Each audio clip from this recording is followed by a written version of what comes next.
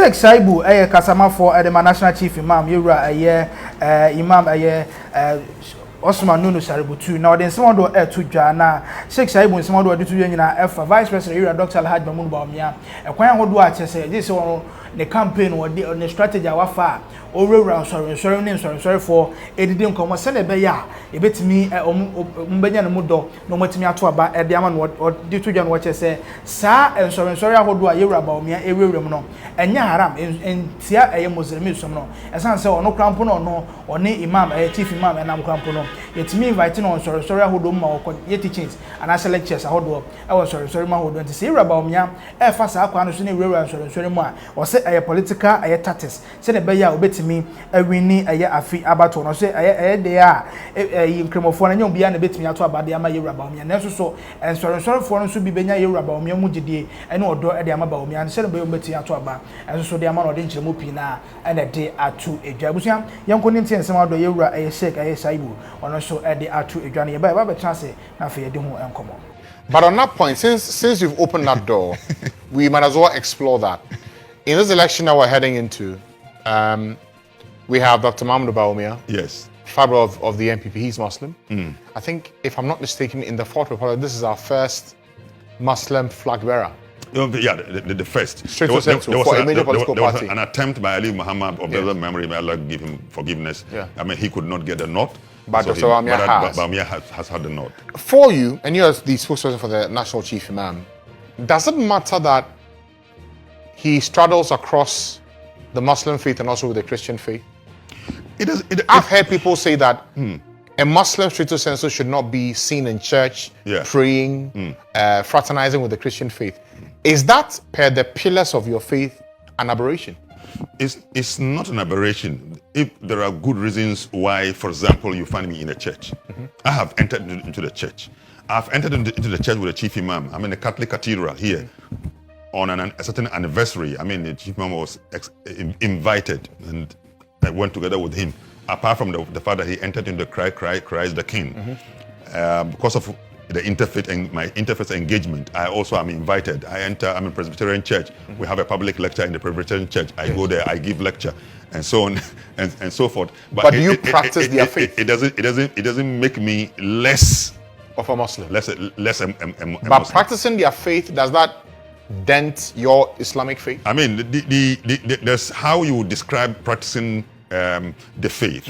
I mean, for example, if I go and for example, I have to also behave like every Christian will do. I mean, down deep inside me, that I am a Christian.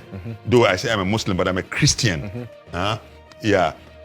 Compromising my faith, for example, then there's something wrong. Where compromising faith will mean what? So for instance, if a Muslim goes to the Catholic Church and the priest lays hands upon him to pray for him, is that compromising? I mean, no. I mean, there are things that are done symbolically. Symbolically. I mean, priests come to the chief imam's place. Yes. To greet. I mean, to greet him. And then when they are going, they say they want to say a prayer for him. So sometimes I cringe a little bit. I don't know what will happen. So then I will whisper to his ears that, man, I mean, say they want to say a prayer for him. Let them pray. He said, let them pray. Reverend Lawrence Tete I've gone with him, and he has asked the chief imam, he wanted to pray for him, and he's held chief imam's hand and prayed. And as he was praying, chief imam says, Amen to it. Those acts are symbolic to show that friendship. There is something in religious studies we call, those of you who are academics in the study of religions, we have the phenomenological study of religions.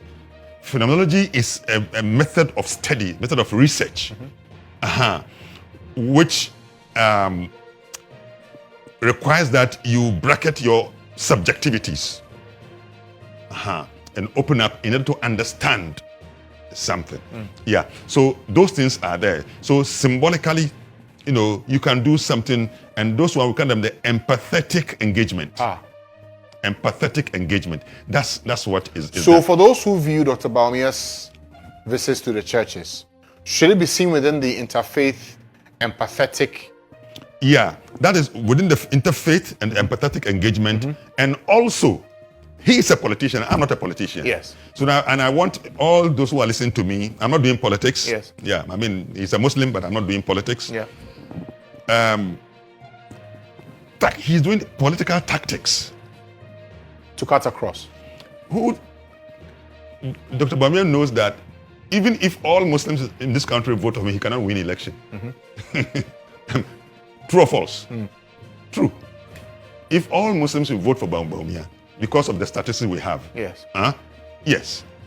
So politically, it doesn't make sense To be on one side. to be on one side. So he's doing politics. And people must view him from the angle of his political strategy to be able to get the vote from every corner. And like all the politicians do. All the politicians do. They do come to Muslims. And some of them will come to the chief imam and request prayer from him. Chief imam lays hands on politicians. He lays his hand on politicians, and it's in the pictures. People know.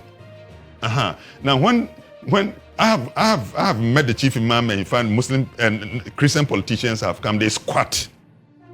They squat and give their heads to the chief imam to hold and pray. It is because of how they see him. But it doesn't make them less Christians. Okay.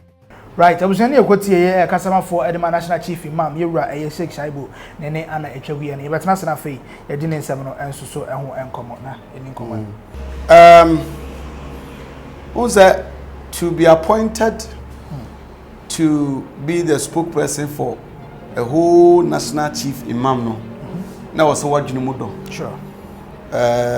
What you know, they be out there some a baby fee. Okay. Na Penifuaka and a Bible class say, I quite before or the hour a brand papa baby. Na Obanian Safuana, Quanian Safodia, or the Nidia a brand new Danada. Aya politics in tea. Bone said, Aquabia, none of fear so you.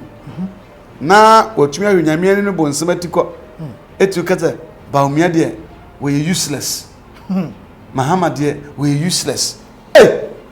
Sadi pay come as a Bianca. Unyamu Bakoda Obushemua, and Kanamanka. What about So on Kanamanka answer what Betty. I shall lift hands. What I say, a pija.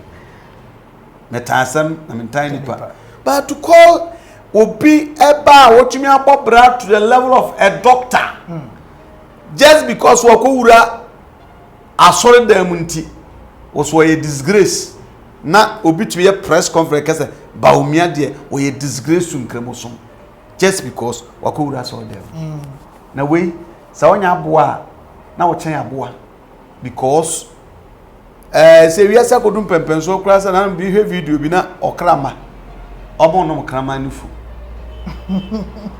If you are Sakudum Pempenso, Obi a tolerate to Obi like Odona was said a year Juma. So do wanka, but it's here for Israel for common Kuntokwa. It is about me a Cremonina, so we saw the manka. What is wrong with it? Simple crowd decided, say, Kwasiada, Mekwa sorry. If you had that, Mekon Cremodemo, Nanka Yade. And so as a Bibini, Jimia, so can be a Chibinia, Bibinti, now to go church, Bibini, 7 children in Tino. In Simbunbia near Trinity. Tears map of Pekka, perfect.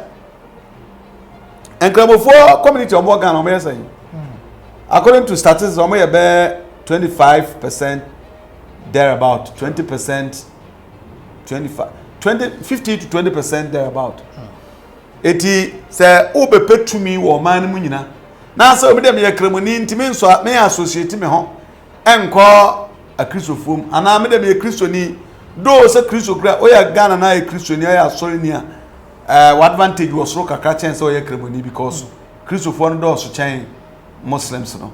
But we are Muslim there, you need to do all possible to get some of the Christians in support. I said the Abua. And Papa can also say, now before Ghana had create decide say, Bawumia, which of course is not possible.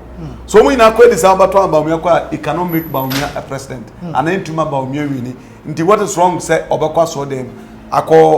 announce and as okay campaign a support everywhere. Eti afisa oban no drum rebia sebimu kasa ye na bia mekasa abo sebima fansa but meka de bia so meka sa asem bia beto bonten a enyansafo betie bi na chimifo nso atie bi tie enyansafo na mbetie no e wo se mutumi active quickly ebe rubbish de sabe yo chimifo na je atum no ko bible se buo kwahia na wanyane ho so enyansani edu ba bi so si emua no na wabe yepe on say that nesi akon so you look at the situation and then you act upon it ti me papa na baso say otumi be clear am from an say o enye bon enye haram because Ghana de ade ba ko aboa Ghana pa no de aboa Ghana ntintoko ntumi nsia no yedre ho sure osoma ho nyina obi na obi ka na no bo sesofo ye ne birthday na konfo na mase kramoni din birthday na Christian ni mase ya ye united and the dean kura as Nyankopon hyeda na otwe ye beboa no wo ha because oba hanu a oba santimemu a e kwame champon okọ ayifo nso e wo achikabetia ni nyina nstateche so atase cheche na kwame champon na achikabetia ni nyina ya le say so kwakutin ni atenga oh yeah check na kwakutin atenga ni nyina utitin wo so ho atenga yaw ane yawo yes. I got the call. Yeah. Asante for yaw. Uko voters yaw. Yeah. Ana bwa. Sure. Enti saa na yede kwa na yede nanamu. Enti unkoko hwe no na obi de champion. Na yere asebia frefren. Tubete Mrs. a champion atukuba. Ana Mrs. Aliba Rose. Ana Mrs. Ajay Achikabetia. Na kosa nti wa hwe kura no a saade ntu nwura fie so kokontoko no onko na ba ho wo fa se ho so na me chi because me say saka me senya kwa akotanta Malaysia nka abatuma be via wo frem Kofi alasa because already me nkokwa me tuka da go makasa ntu abalasa me de gum na pansuru mbola Kofi alasa pansuru tema bentere kama ndia o ba la bobe exactly entino saane manama ya ye united ana me ka ola pa asma me ke free na de kwafo ani tutufo na ha de ye din no say asantini ko ahwe na asane sremdin bi ebe kakra so o na ni voter de bi be kakra fantini akra pene asante me ka ko the same so ada say ko kwa fanti ayo nkroma ho asante nkroma wa ha obi wo ho ofori wo ho ni nyina akobat de man ye unique fansa even knowing names no kra no ebemben edin bi ho e ba o sound to say asante na ana me example man ko akoten ana atenga e say tie simple tino yenya sa political unnecessity na ye de ti kroma no a they be as because of politics in tie person you look down upon ourselves you sure say nya de beboa timbo papa na baso right chama for like share na fe fa comment in your comment section I say for MI yakram